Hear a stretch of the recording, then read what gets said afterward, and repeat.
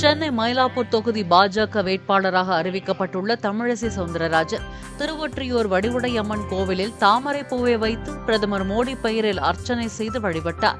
பின்னர் செய்தியாளர்களை சந்தித்த அவரிடம் அண்ணாமலைக்கு வாய்ப்பு மறுக்கப்பட்டது குறித்து கேட்கப்பட்ட கேள்விக்கு யார் யாருக்கு எந்தெந்த நேரத்தில் எந்தெந்த பதவி கொடுக்க வேண்டும் என்பது தலைமைக்கு தெரியும் என தெரிவித்தார்.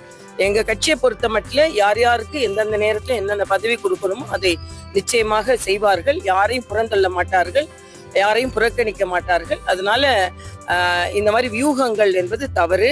வேண்டுமென்றே பாரதிய ஜனதா கட்சிக்குள் சலசலப்பை ஏற்படுத்த வேண்டும் என்று அவர்கள் எல்லாம் சொல்வது.